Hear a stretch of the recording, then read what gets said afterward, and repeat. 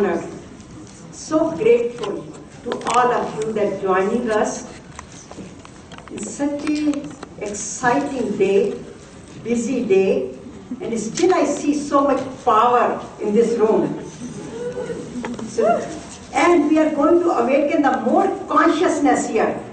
So whatever is remaining, or if there are any doubts, all the doubts will disappear.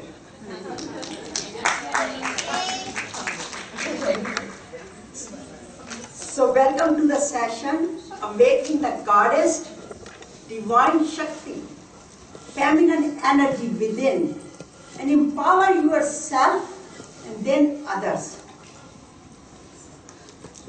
The topic, why we selected this topic, or why did I think about that topic? Because we all know, or some of them know, that many of us, or many women in the world, suffer from doubts. Raise your hands if you ever had a doubt in your life. Sometimes low self-confidence. Raise your hands if you have never experienced it. Or sometimes you feel I'm underachievement, I could achieve more. And also do not know your miraculous potential, which you have it inside. And now this time you have to raise your hand. Have you ever felt powerless? Have you ever felt sometimes poor me? Yes, then you are at the right session. Because by awakening the goddess, divine Shakti, feminine energy, you can name it any way you want. But when we awaken that Shakti within, many people, and especially it is tailored more toward the women, so I said it many women, but men are included in that one because feminine energy is not just the woman thing. We all have that current which flows within us. It's called feminine energy. And that flows in every gender, every living being.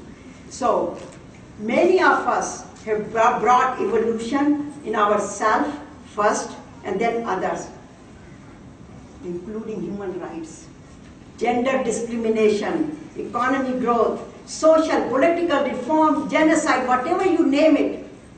Once we have that power, we can fight, we can speak, we can become the activist about that. So this great program is for all of you. And even more, it's not that only you, it says for others. So when you awaken your energy, you become the ambassador to take that energy and help others to awaken. That is the main point here. And we have here the experienced panelists. I am your moderator. And Sadhi Bhagwati ji, President of the Divine Shakti Foundation, and the Secretary General of Global Interfaith Wash Alliances. We are waiting for another one, Dr. Kalra. She's here. You're waiting for Vandana Shiva. Oh, I'm sorry. We are waiting for Vandana Shivaji. Sorry. And then we have Kalra, Dr. Kalra Penningham, who is my dear friend as well, founder of Women's Information Network, the Women of the Middle East Network, and the non-profit Global Prosperity and Peace Initiative. And I'm just giving them the highlight of their bios, but when they speak through their story, they will tell you who they are. So I want to have that secret for you. And Swami Adityananda Saraswati ji, Global Trustee of United Religion Initiative, URI, co-founder of the Pan African Association and a director of Jiva. This is a 60-minute program, not the 60-minute on CBS, but this is a 60-minute in our podium. And our distinguished panelists will share their stories, that what made them to awaken their energy, their awakening, how did they lead to this stage where they are, or this space. So they will share their personal journey. And can you imagine, in 7 minutes, they will take you through such a wonderful journey. And practices, they will share with you at least one practice or one tip you will be given by each of them, so you can go and practice it when you really need it. And how it has affected their life. And how they are helping others. This is a key point. How they are helping others to create more abundance, love, peace and harmony through philanthropic causes. So they will share their personal experiences with you, and then we will have a question and answer session. So I will hold my story a little bit later, but I'm going to have it Bhagwati ji to speak first. So here is Bhagwati ji. Again, as I said, the president of Divine Shakti Foundation, director of International Yoga Festival. If you have not gone there, please treat yourself at least once in your lifetime and be there. And originally from Los Angeles, from Hollywood, and now she is in Hollywood. And she's a spiritual teacher based in Rishikesh. And here comes our Bhagwati.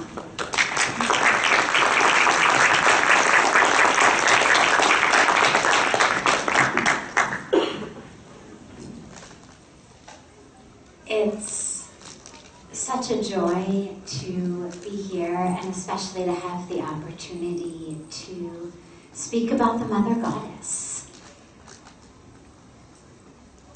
For me, when I first went to India 22 years ago, the touch of Mother Ganga was the first experience of the Mother Goddess that I ever had.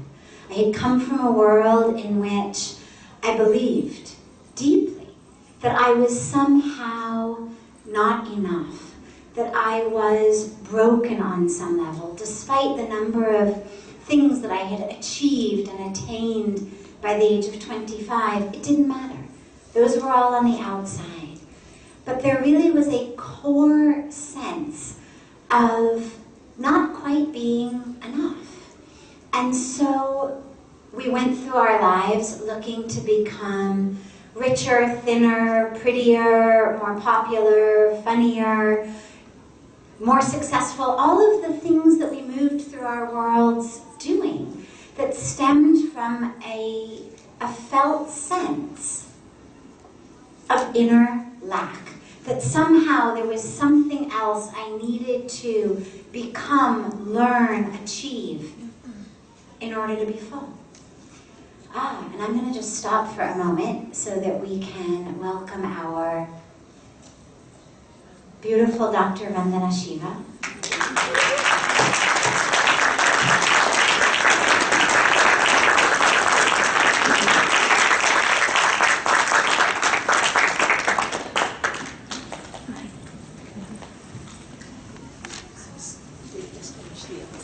No problem.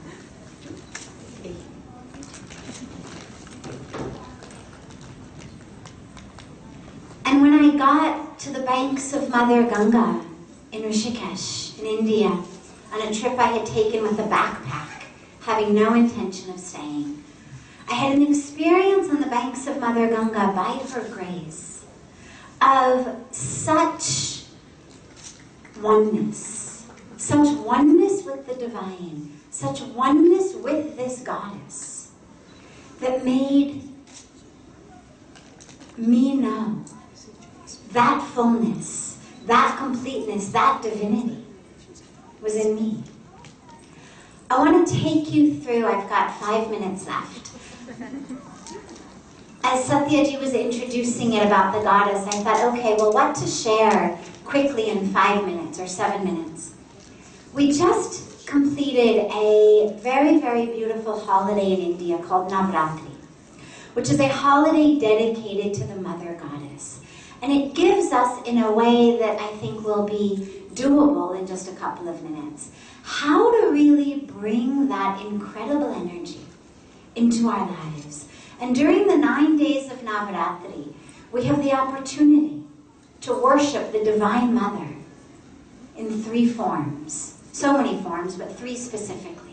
And we begin with the form of Mother Durga, who is that energy, who comes through and almost rampages through, wiping out all of that within us, which is no longer serving us, no longer useful. All of that ignorance, all of that false identification, all of that sense of I am my body, I am my weight, I am my popularity, I am my ranking in school, I am my degree. She comes through and she just wipes that out. It's that powerful energy of clearing us, of destroying, dissolving rather, that within us which is old, which is stale, which is impure, which isn't true. And those are the first 3 days of Navaratri. And we then move in to the second 3 days, which are dedicated to the worship of Ma Saraswati, the goddess of wisdom. So in the place, in the space created by Ma Durga, it is filled with truth of who I am, which is one with God, one with that divinity, one with spirit, soul, essence, truth. There's a beautiful mantra that says, Purnamada, Purnamidam, Purnat, Purnamadachate, Purnasya, Purnamadaya, Purnameva Vishishyate. It means that is whole and complete and perfect. And this, which has been created out of that, is also infinite, whole, complete. I am that. That's the wisdom that Ma Saraswati gives us. She is also, interestingly, the goddess of music. And I mention this because when we live with that truth, there is a music in our lives.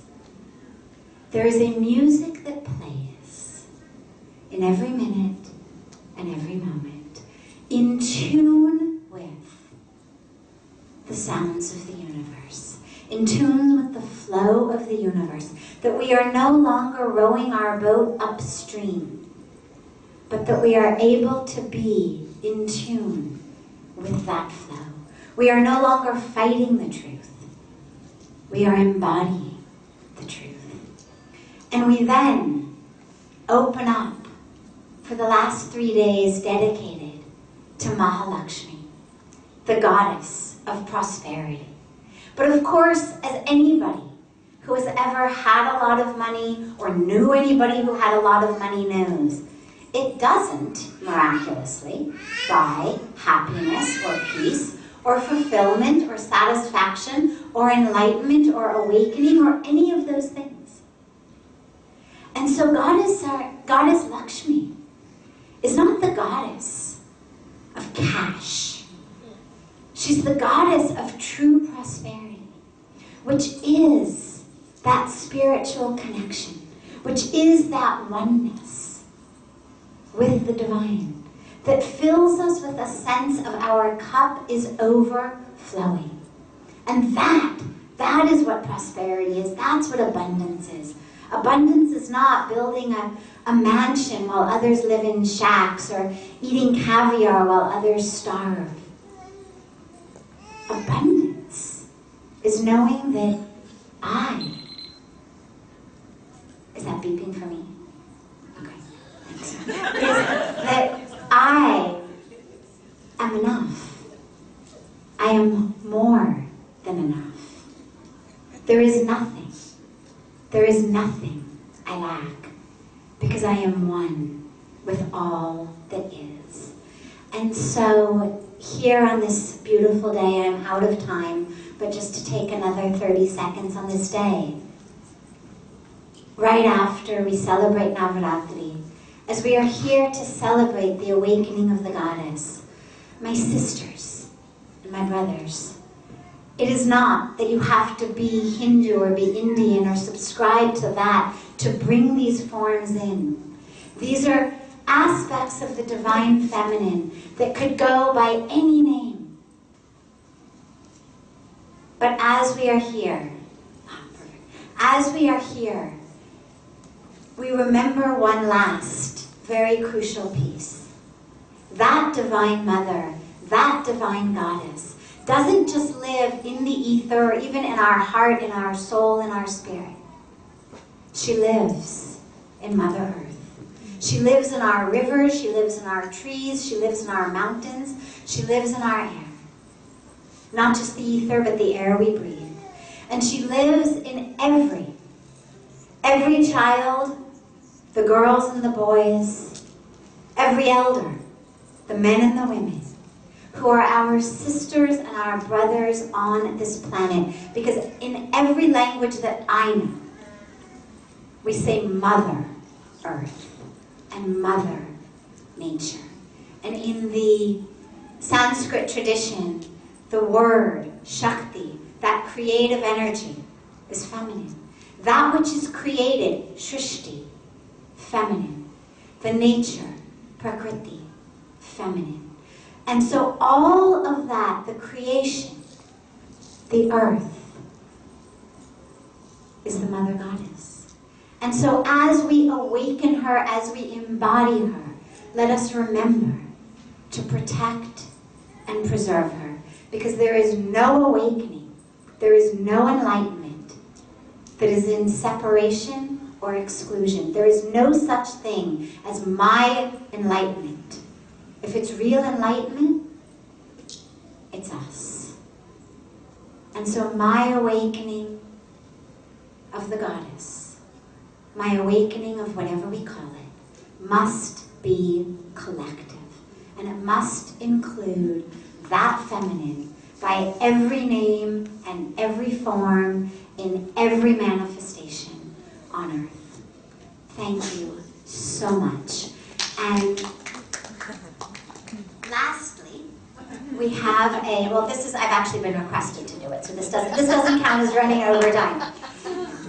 This is a book that Satya ji has authored, that she has requested me to release officially, called The Secret Key to Women Empowerment.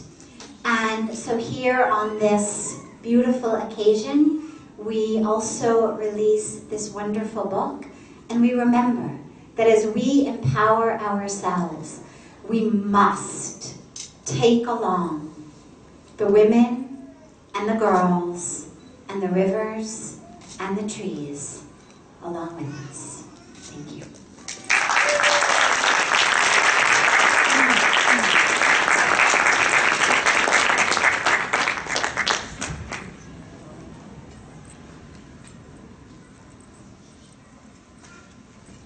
Thank you, Bhagavati ji.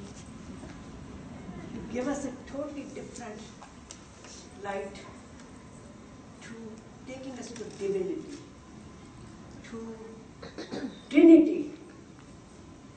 Durga, Lakshmi, Saraswati. Durga means Shakti, courage. Lakshmi means prosperity. And Saraswati means wisdom. And that's what woman is all about. So I'm just going to take you for 5 minutes for this. How did I come to this level?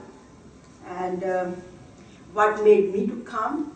Again, I came from a corporate world for 35 years.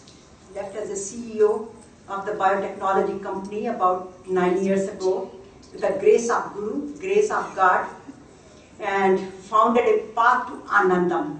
Path is path. You see it all over. To Anandam is the blissfulness, eternal happiness. So basically, we are the champion of how to be happy. So we guide people how to be happy. We just want to be ha ha ha ha happy people. And this is all about self-transformation. So how did I got here? As I mentioned, that there are some events happen in our life. Could be some separation, could be suppression, could be some calamities in our life or some challenges. We all have some stories. my story which could be different than yours. But the elements are similar. I was suppressed. I was not allowed to go to higher education after my BSc because I supposed to get married and have the family life. Otherwise, it was a dogma for the family. But with my mother's support, I was determined to go to school, go to college, and I did that.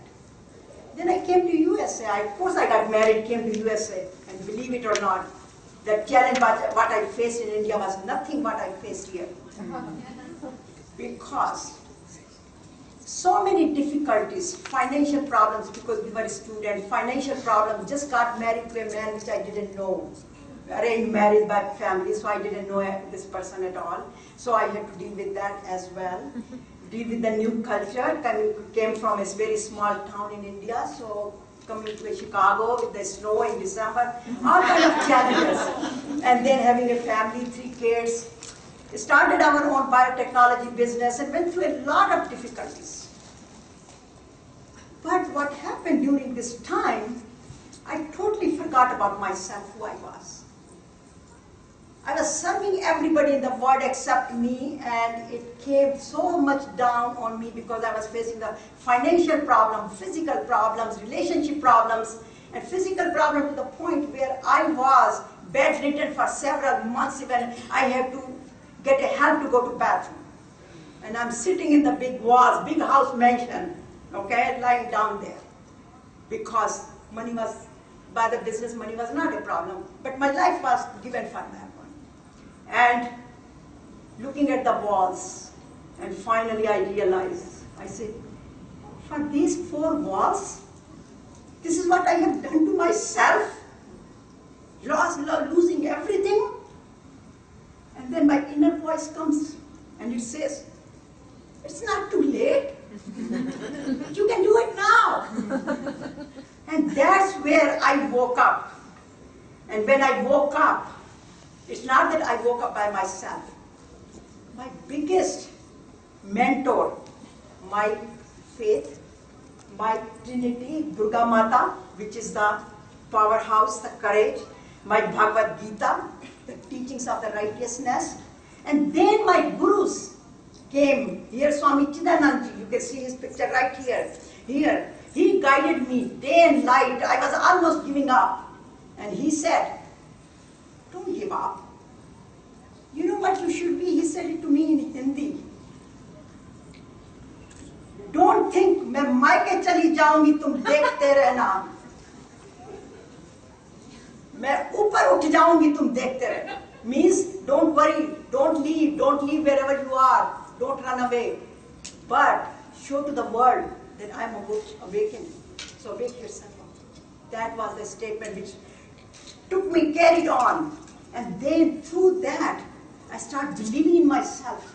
I remember the Napoleons, whatever you believe you can conceive. So all the time I came to me, I can do it, I can do it. And then, of course, our true nature is love and compassion. That's what women are made for. What is woman is made of? Think about W-O-M-A-N. W-O. Woman, what? Wisdom of. M-A-N, of mankind. So we are the wisdom of mankind. Right? And then it is our true nature because Mother, we are the Trinity, we are the part of Trinity. And Mother Durga, Lakshmi, Saraswati, all are the embodiment of love. So we are the embodiment of love too. So we have a love and compassion in it. And then just my meditation and my yoga, that's why I preach yoga festival so much, and the meditation and all that, that helped me so much.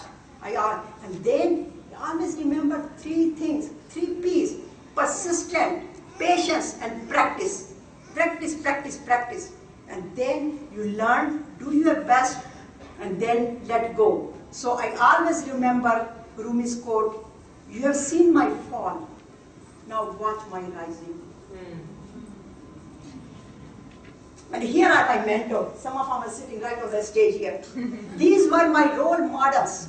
I look at it, Dr. Vandana Shiva, when she talks, to me it's like power. I just get it so in charge with him. Whenever I'm with Bhagavati ji, I'm so in charge. With Paula, they're all, Adityananda ji, all that, they are my mentors. One of the audience is sitting here, Nandini ji. She's my mentor because the way she serves Swamiji. So everybody is my mentor. They're sitting right here. So how it affected my life? It made me so confident. It made me empowered. I woke up and I felt like I'm a complete person. So then I felt I should be now do the next thing, moving forward. What should I do? So I became the activist.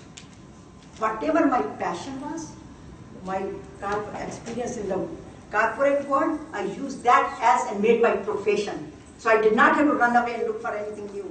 I just used the whatever capabilities I had and abilities I had.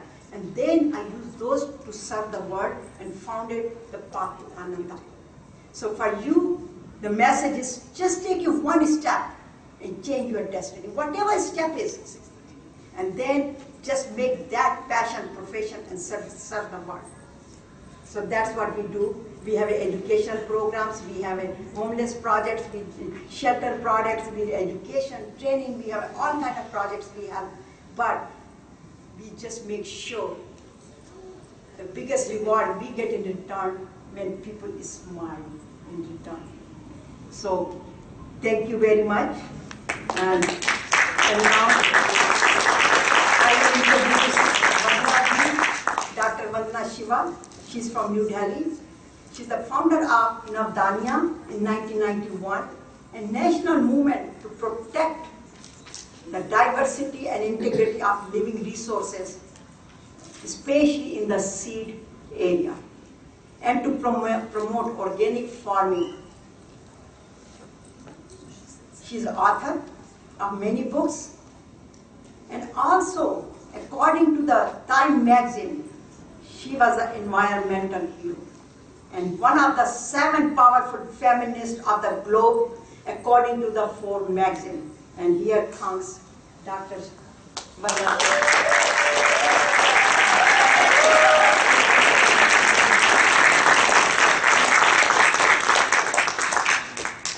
Thank you very much, Satya.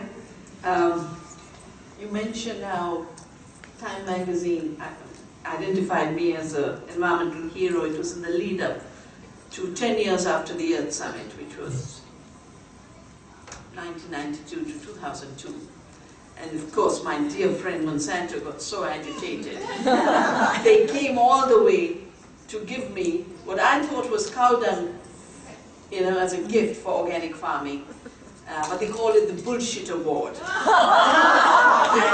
I smiled at them and said, it still makes good cow dung, good compost. And we had a compost ceremony. The filmmakers made a film called Bullshit. Linked to my work on issues of globalization. How am I doing what I'm doing? As a young girl, I was very inspired by Einstein. I was born in the forests of the Himalaya, grew up in the forest, and I wanted to understand nature. And then you start to read, how do you understand nature? Physics is the most fundamental discipline they used to tell us in those days. And then I tracked Einstein, and I wanted to do science like him, with responsibility. And that took me all the way to do a PhD in the foundations of quantum theory, right here in London, Ontario. So I spent 3 years of my life in Ontario in those days. But before leaving, I wanted to visit my favorite forests and streams in which I'd grown up, and I go up for a trek. And the forest has gone, an oak forest, has been replaced with an apple plantation, and the streams that came out of it are now a trickle. It's the first time I realized we can destroy nature. And I took a pledge. I was going to dedicate the rest of my life. I'd figure out quantum theory, of course, but I would spend a lot of time figuring out how to defend the earth. And then I heard about this movement called Chipko, where women came out to hug the trees in the Himalaya, and I became a volunteer for that movement. And it taught me, I always loved the forest, but it was a place of beauty. For the first time, I learned it's the basis of survival. And it's from the women who never went to school who taught me my best lessons in ecology. So I did a PhD from Western, but I did another PhD at the Chipko University, which doesn't exist, but it's the learning. And then I started the foundation, and we have an Earth University at our Navdanya farm, and I welcome those of you who come to it. We are doing an ecofeminism course, I think in March, immediately after the yoga festival. We time it. So those of you who come for yoga, then come to the farm to see how to work with nature. Why did I start the farm? Why did I start Navdanya? In 84, Punjab, the land where the Green Revolution was introduced, was given a Nobel, the Green Revolution was given a Nobel Peace Prize. I'd done my MSc Honours in particle physics from that university. It was totally a land of peace in the 70s. And by the early 80s, it was erupting in violence. And in 84, the military was sent to the Golden Temple. But same year, Bhopal, the tragedy happened. So I decided to look. I was working for the United Nations University those days. And I told them, I want to look. Where's this violence coming from? And I wrote a book called The Violence of the Green Revolution, but took a pledge. Because I have this, the reason I'm not satisfied with being academic is I can't just get ideas and sit on them. Yeah? But whatever comes to your mind has to be transformed into action, otherwise you're not responsible. And so I said I'm going to build a non-violent agriculture movement. And because of that, in my books, I suddenly was being invited to agriculture meetings. In 87, there's a meeting where the chemical industry was there. It was at the United Nations in Geneva. And they talk about how now they're going to genetically engineer and patent seed. I said, but you don't make the seed, how can you patent it? Oh, but it's our only way. We are not making enough money. And we can't rest till we make it illegal for farmers to save their seeds. I said, well, the rest of my life I'm going to defend the farmer's right to save seeds, and I'll defend the seed. And Navdanya means the 9 seeds, also means a new gift. And I got the name from a tribal farmer who, I said, wow, you're growing 9 crops, because I've been working on monocultures. And he said, yeah, Navdanya. And I said, you talk about it having deep meaning. And he gave me a lesson. The Navaratras are around the 9 goddesses, or it's around the 9 planets. Well, the 9 seeds are related to the 9 planets. And he gave me this discourse about how the cosmic harmony, the harmony with the earth, and our health is one continuum of harmony and balance. So I used to call it seed saving, and then I started to call it Navdanya. We've of course done, I've worked on water, I remember 2 big issues. Every river dam has been fought by women. And in some areas they're still fighting. And I got a letter for 22nd of April 2002 from a little village in Kerala called Plachimanda. You come and celebrate our 1 year of protest and Mother Earth Day. So I said, what are women of Kerala doing fighting Coca-Cola? What's this about? I never liked the drink. I think it was a terribly toxic drink. And it was thrown out in 1977 from India for illegalities and corruption in finances. And that's why we had a drink in India called 77, double 7, because an indigenous cola came up. So I go there, for the first time I realize what it takes to make a bottle of these drinks, including bottled water. For 1 liter, you have damage of 10 liters of water. And the water is left polluted, and that's what the women are fighting against. And when I asked my Lama, who's no more, who's leading the struggle, I said to her, what do you want me to tell people when I get back to Delhi? I said, I'll do a press conference for you. What should I say? She said, tell them when they drink Coca-Cola, they drink the blood of my people. I've never liked that drink, but since then I've done lots of legal cases and other things. And my big passion now, having done the work in Navdanya, there's so much the earth teaches us. She teaches us how through biodiversity we can grow more food. We've always been told you to destroy biodiversity to have more food. No, we've saved seeds, we grow biodiversity, we can feed 2 times India's population if the whole country farmed the way our farmers farm, by saving seeds. The farmers are told, give up your own crops, go after the sown corn and soya, corn and soya, corn and soya.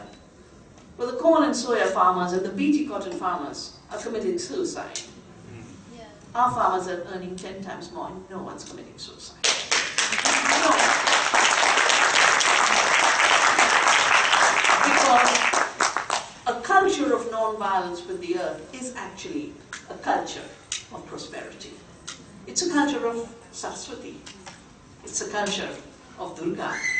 And I want to say, I've written a lot of books. One is Who Really Feeds the World. These are available in this country. A book called Earth Democracy. And a new book, I don't know when it will come out in this country, but it's come out in India. It's called Oneness versus the 1%, which is on oneness, which is the reality, and how the 1% fabricates illusions, which keep collapsing. And we are really on the verge of either regenerating the divine feminine and the sacred, and knowing our power with the power of the earth, or going over the cliff. We got just a few decades more to change track.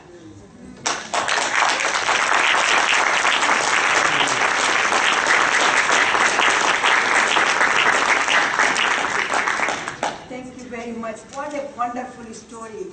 Not awakening your own feminine energies, but how much difference is making in other people's life. So many farmers are living today because of her invention, her support, and not going for suicide. Let's give her another hand.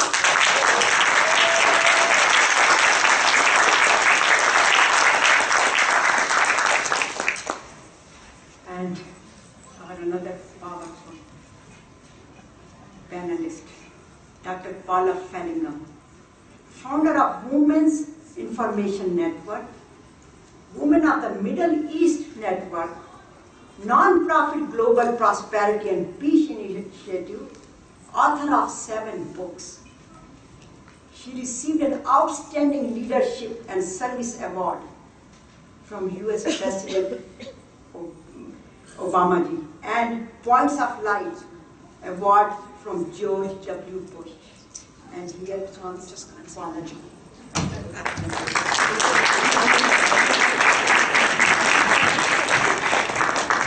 I am so glad you're here. Can you turn to the person next to you and say, I'm so glad you're here? I'm so glad. So the things I'm going to tell you, yes, thank you. This is important, but I think the most important thing is that I'm the mother of 8 children and 24 grandchildren. Wow. So I am going to give you a book. One of my books is called Believe It, Become It, as a gift for coming. If you want to sign this, and then the other thing I'll do, put a star by your name if you want to stay in contact with the people in this room. If I don't see a star, I won't share it. But what I always love is at many of my conferences, I love to have you all get to know each other. So I'm going to talk as fast as I can for 7 minutes. On March 8th, 2011, that was the 100th anniversary of International Women's Day. I'm blessed to own internationalwomensday.org, and I get millions of hits. And what I did is we put on, listen to this, 377 live events in 152 countries. Yeah, that took us a year of our lives to put that together over a 3-day period because of the date line. But one of the things that I wanted to share with you, and I was thinking about, what can I share that will really help them in 7 minutes, is the credo that I wrote for that occasion. And I'd love to share that with you. And now I know you're all practically perfect, and this is loving reminders of things you already know. I know you know this, but isn't it cool to sometimes just be reminded of what we already know? So here it goes. It's called Women. This is our time. This is our time to believe in our gifts and our talents and to use them to create a better world. This is our time, there are 10 of these. This is our time to relinquish, I love that word, relinquish negativity and build personal power. This is our time to radiate joy and confidence and choose to be powerful forces for good. This is our time to be receivers, keepers, and givers of love and compassion. This is our time to hold fast to truth and moral values and to teach the next generation to be strong. This is our time to seize opportunities for growth and leadership and live with passion and purpose. This is our time to connect with others to advance worthy causes. This is our time to give meaningful service, touch hearts, and change lives. This is our time to reach out, to enlighten the minds and empower the hearts of women everywhere. And the last one, this is our time to dream big dreams and make those dreams come true. Women, this is our time. Thank you so much. Well, my next birthday, I'm 70, and for many decades, I love saying that. You young ones are going to get to be able to say, for decades I did this. I've been teaching women of the world. I teach total life excellence. That's just on the path to excellence. None of us, we're all still working on that. But I know the hearts of the women of the world. I know their hearts, and I love them. And one of the things that I've discovered is that we can teach each other so well. And I've learned so much at this beautiful conference. We can teach each other and succor each other and nurture each other in ways that are magnificent. So I'd like to briefly go through, as soon as she says stop, I'm going to stop mid-sentence. I'd like to go through each one of those 10 very quickly. And the first one was, this is our time to believe in our gifts and talents and to use them to create a better world. Each one of you have magnificent talents, special gifts given to you by God. And I am so grateful to be in your presence. One of the things I do at airports, I spend lots of times at airports. 10 days ago I was in Morocco. The week before that I was in Cairo, Egypt. The week before that I was in the UK. And you know what I ask? I love to people watch. I ask, I wonder what they can teach me. I wonder what their gift is. So that's really going down a rabbit hole. Number 2, relinquish negativity and build personal power. And decide today, and we know that this is a choice to do that. I'm going to leave a lot of this out. Number 3, radiate joy and confidence and choose to be powerful forces for good. Carole King, I was born in the 40s, if you do a little math there, and she was an American songwriter. I grew up in Los Angeles, but she said, you gotta get up every morning with a smile on your face and show the world all the love in your heart. Then people gonna treat you better. You're gonna find, yes you will, that you're as beautiful as you feel. So we know that being joyful, we know that being confident is a choice. So choose. Stop making excuses, my dear friends, and choose to focus on what you have and not on what you don't have. It's a choice. Number 4, be receivers, keepers, and givers of what? What did I say before? Love. Thank you for remembering. And compassion, yes. So Mother Teresa said, spread love wherever you go. First of all, in your own home. Give love to your husband, your wife, your children, your next door neighbor. This is my favorite quote. My favorite line, my favorite quote. Let no one ever come to you without leaving better and happier. She said, be the living expression of God's kindness. Kindness in your face, kindness in your smile, kindness in your warm greeting, close quote. Number 5, hold fast to truth and moral values and teach the next generation to be strong. What a marvelous world it would be if Albert Schweitzer said there are 3 ways to teach a child, and I know this is true. The first is by example, he said, the second is by example, the third is, yeah, that's right. Wouldn't it be a marvelous world if we taught our children, if our children learned to be strong by watching us live the values. Integrity is when the values you believe in and your actions are in alignment. That's integrity. Oh, I wish we could spend like 3 days together, girlfriends. Okay, number 6, seize opportunities for growth and leadership. You know, one of my favorite quotes is George Bernard Shaw, and he said, this is the true joy in life. What's he going to say? What's the true joy in life? Being used for a purpose recognized by yourself as a mighty one. He said, be a true force of nature instead of a feverish little clod of ailments and grievances, complaining that the world will not devote itself to making you happy. He said, I want to be thoroughly used up when I die, for the harder I work, the more I live. I rejoice in life for its own sake. Life is no brief candle to me. It's a sort of splendid torch, which I've got to hold up for the moment, and I want to make it burn as brightly as possible before handing it on to future generations, close quote. I just got the stop sign. All right, my darling ones. I'd love to stay in touch with you. My name is Paula, P-A-U-L-A, Fellingham, F like Frank, E-L-L-I-N-G-H-A-M.com. That's not me. It's at the .com. Just reach out. Let's be friends. I love you all. God bless.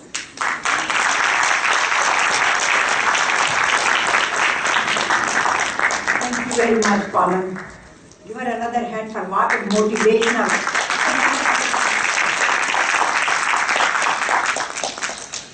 You motivated me. And now, Swami Adityanandaji.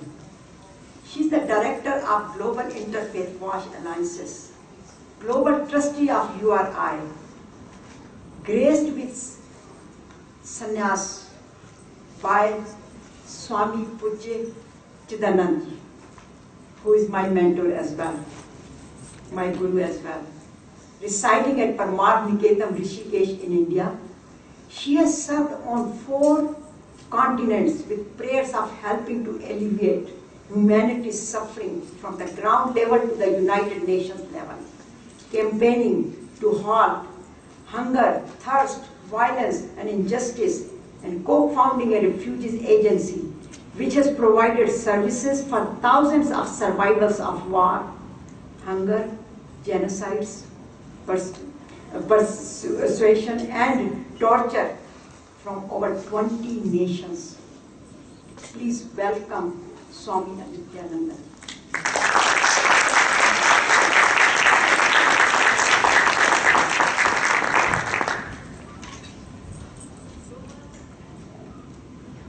About you, embodiments of divine souls, embodiments of divine souls. I bow to you all. I bow to you all.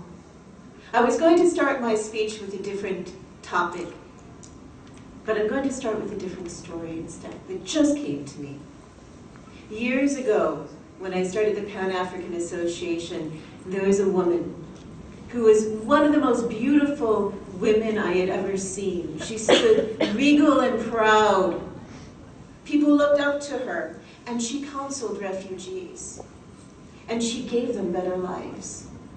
And one day, we sat down to talk, and I said, tell me your story. I want to learn about you. What makes you so special? And she said, my friend, you wouldn't believe what I've gone through. You wouldn't believe what I've gone through. I'll tell you. She said, when I was 17 years old, I got married to my sweetheart, and we loved each other so much. We loved each other so much. And by the time I was 19 years old, I was pregnant. And we were so happy, living in Somalia, with my family, with the people we love surrounding us, the ancestors surrounding us because we lived on our ancestral land. But then war broke out. War broke out. And one day they came for my husband, she said. And they took him at 5 o'clock in the morning. Before the sun rose, they took my husband, she said. They took my husband. And I was pregnant and I wanted him back. So the next day I went to the police and I said, my husband is gone. Please help me. Please find him for me. And she thought they would. But instead the next day at 5 o'clock in the morning, they came for her. They came for her. And they brought her to jail, locked her up in solitary confinement, and raped her, and raped her, and raped her, and raped her. Until they thought she was dead, and they beat her some more. And then they put her body that they thought was a dead body into a truck. And they dumped that body in the desert to rot. But you know what? She was not dead. She was alive because she had a spark within her. Because she knew that unborn child needed to be born. Because she knew there was hope. And she was found. And she was nursed back to health. And brought back to life. And decided from this point on, I'm not going to look back. I am going to make things better. I'm going to make things better because you know what? Nobody must suffer like I suffered. And if people have suffered, let us raise them up. Let us be the light. Let us be that change, because who else is going to be that change? She said to me, if I sit here all alone, in my sorrow, in my tears, what will happen to this world? Nothing. Because you know what? It's the lambs that are sacrificed. It's the lambs that are sacrificed, but it's the lions that they sacrifice too. And from that day she roared. She roared like a lion, and she became that light. My friends, that light is within you. That light is your light. If someone can come from the worst of conditions, dumped dead in the desert, imagine, and she rose. Like Lazarus, she rose. Imagine what you can do. Imagine the strength that is within you. My friends, we live in perilous times. Right now, people talk about climate change. Oh, we turn off the channel, we change the channel. That sounds so boring. But my friends, we are living in times that we can actually have a decision. Is there going to be a future? Is there going to be hope? Or is there going to be no? Is there going to be pain? Is there going to be peace? Because IPIC, the United Nations body, has just said, we have 10 years. We have 10 years to make a change.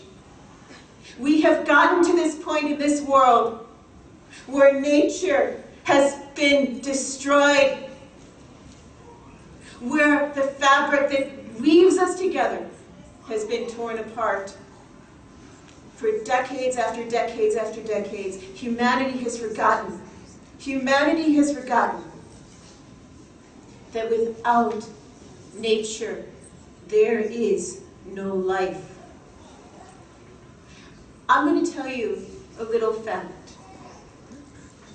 Everyone knows what an oak tree is, right? An oak tree? Yeah? Oak trees. We have them all over the world. They have them in the Himalayas, across Canada, across Europe. They're there. One oak tree, when it is born, it puts a taproot down deep into the earth.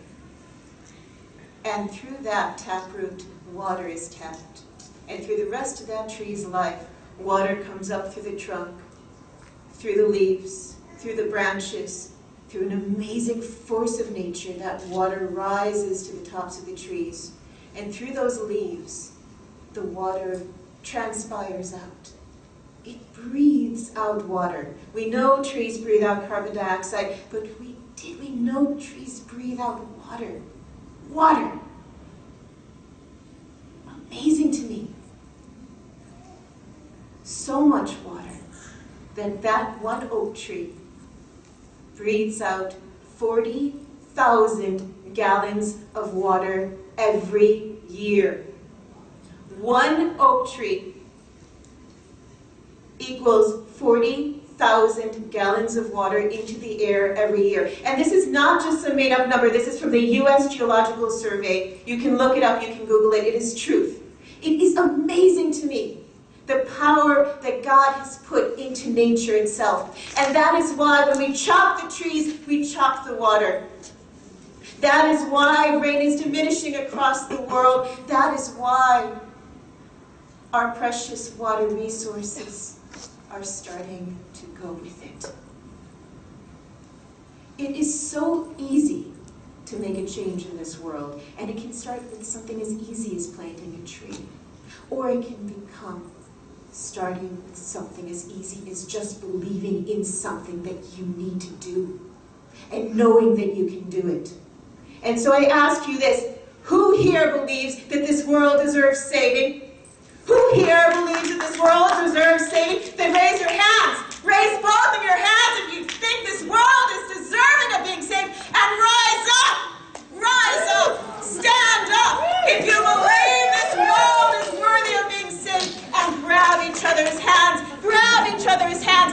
Who cares if you don't know each other, because we're all brothers and sisters. Yes, hold your hands high and close your eyes. Close your eyes and feel right now a vibration going between your hands. Something different.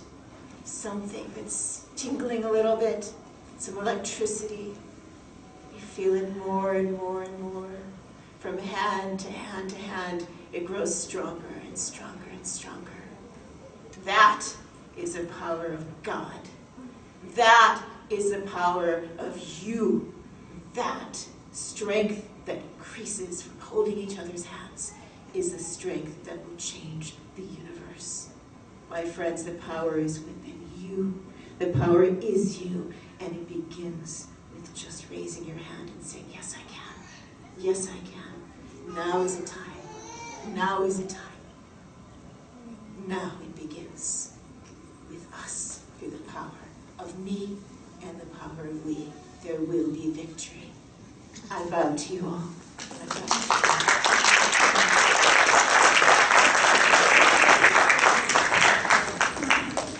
Thank you very much. I think if there are any traces of divine Shakti, feminine energy was hidden in our body, it all came out and it's all written out. And now I would leave the floor for the question and answers. We have few minutes to ask questions, so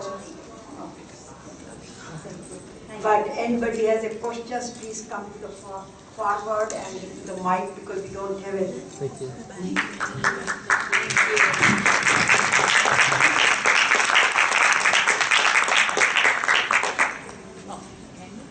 If any questions, please come forward.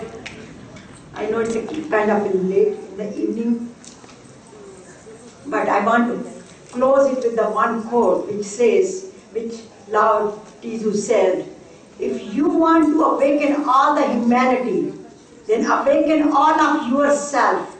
If you want to eliminate the suffering in the world, then eliminate all that is dark and negative in yourself. Truly, the greatest gift you have to give is that of your own self-transformation, awakening the feminine energy. And here comes the question. Here we go. This, I submit to you, is desert. Would you agree with me? Yes. This is desert. This is a place called the Loche Plateau. It is the size of the Netherlands. And over time, this used to be a very lush, rich agricultural area. And over time, people grazed it and farmed it to the point where all the topsoil had eroded away. And whenever the rain would come, all the water would rush onto the soil would go with it and into the Yellow River, turning the Yellow River yellow. It would also, because all that soil is going into the river, it would raise the level of the river, and everything below would flood. And so they decided, we need to do something about it. The people decided, we need to do something about it. We don't want to suffer anymore. We want our farmland back. We want our nature back. We want to stop the flooding. We want beauty back. And so what they did in China, in your beautiful homeland, was all the people came together as a mighty force, and they decided, let us plant. Let us do something, let us dig, and let us bring it back, and they did. And so look, don't look at your phones for 1 minute, just promise me this, to watch this, because if you look down, you'll miss it. Watch this. I had no idea this initiative could achieve such dramatic results.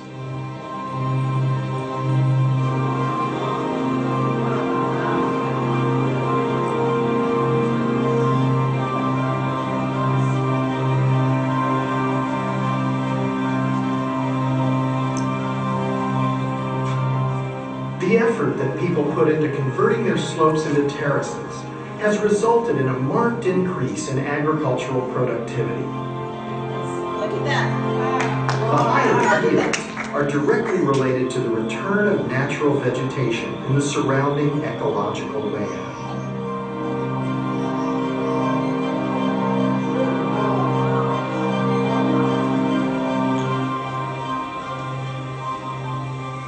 Now when it rains, the water no longer runs straight off the slopes. Trapped by the vegetation, it sinks into the ground where it is retained in the soil, taking weeks and months to gently seep down and irrigate the fields and terraces below.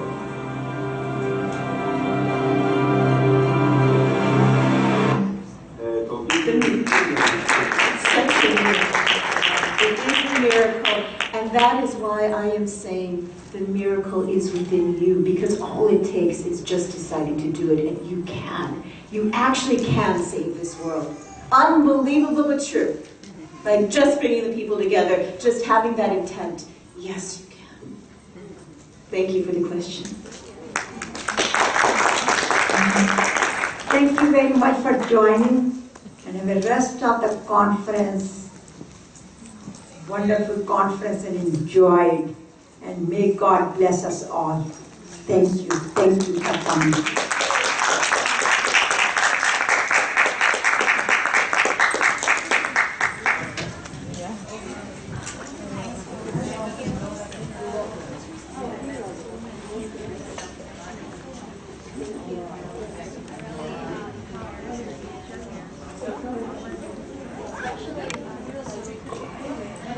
Tell you what an